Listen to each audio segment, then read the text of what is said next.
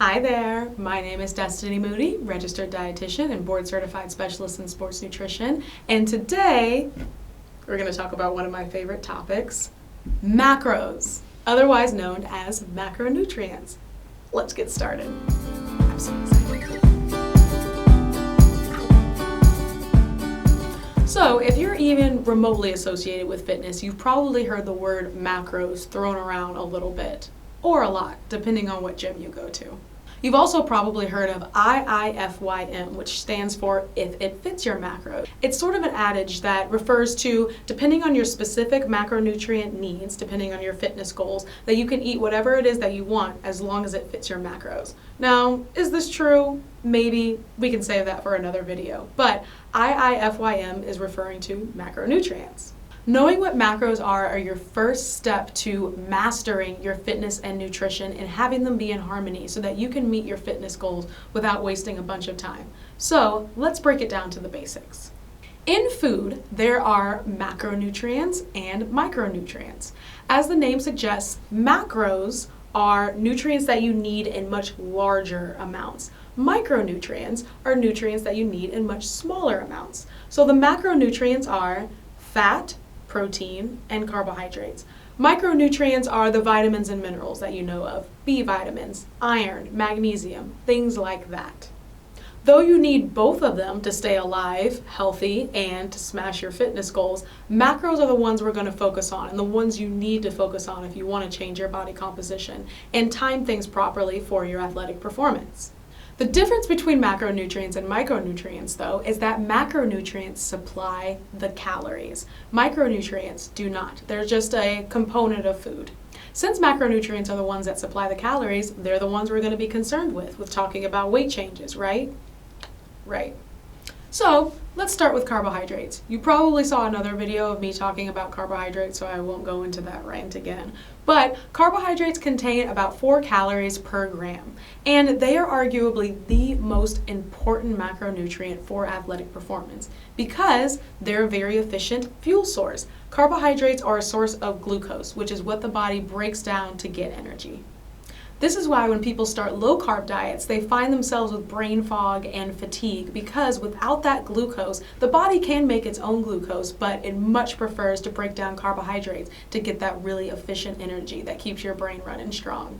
Carbohydrates come in 2 types. There's refined carbohydrates, which are more processed. Think breakfast cereal, white rice, white bread. And then there's complex carbohydrates, which are things like whole grains, beans, fruits and vegetables are complex carbohydrates, if you can believe it. Now the difference between these is that complex carbohydrates tend to be high in fiber, and they break down really slowly in the stomach.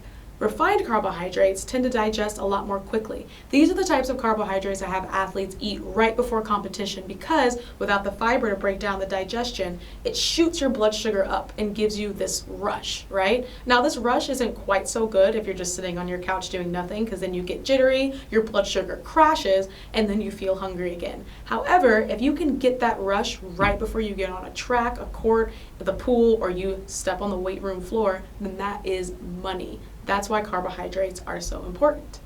Carbohydrates are mostly found in plant foods, which is why when a lot of people switch to a more plant-based diet, they find that they have a lot more energy, in addition to the antioxidants they get from the fruits and vegetables. However, you can also find carbohydrates in dairy products like milk, yogurt, and cheese. Now, let's talk about protein. Ugh, my favorite macronutrient. If you've ever seen me around social media, Protein Queen is a nickname I've adopted ever since I was a personal trainer in grad school because I'm always trying to get people to eat more protein. It is so important for so many reasons. Despite what the fitness bros in the gym will tell you, eating as much protein as possible is actually not helpful. You need a good balance of protein, carbs, and fat to optimize your athletic performance and change your body composition. However, protein itself and getting enough is important because protein isn't just there to serve your muscle gains or to enhance your athletic performance. Protein also plays a role in weight loss, especially during cutting season. It makes up our antibodies to support our immune system and keep us from getting sick. It supports our hormones. We need protein for so many different things in our body, including even our hair and our skin, which are made of keratin.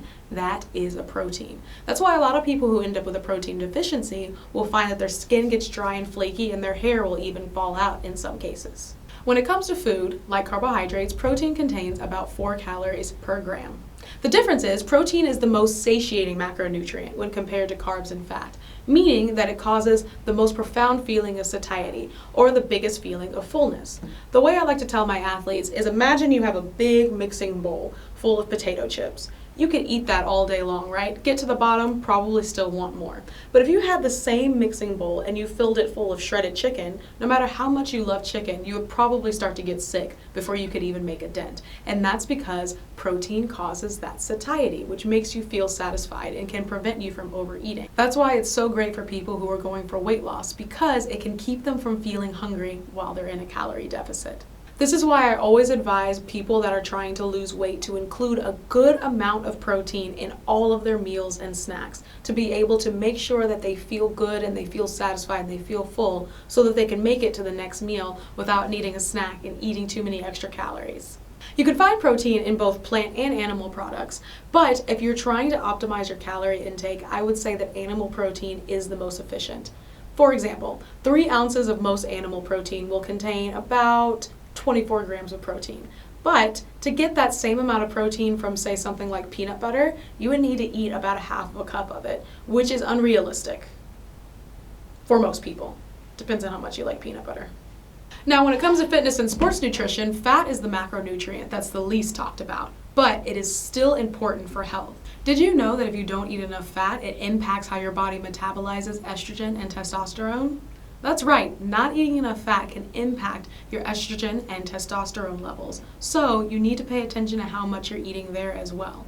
But you also want to make sure you're not eating too much fat. If you're eating too much fat, then it starts to displace carbs and protein in your diet, which is something that you don't want. Like I said before, all about that balance. For the ladies especially, not eating enough fat can impact your calorie intake, and that's because fat has 9 calories per gram. So if you don't eat enough, it's going to be really difficult for you to get enough calories from just carbs or protein. So there's a bit of a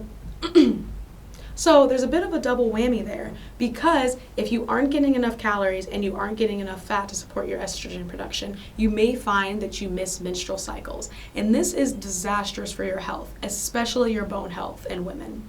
When it comes to fat, you want to make sure you're choosing unsaturated sources of fat whenever possible. These are typically the types of fat that you see come from plants and oils. So olives, avocados, things like that are healthy fats that are great for your heart.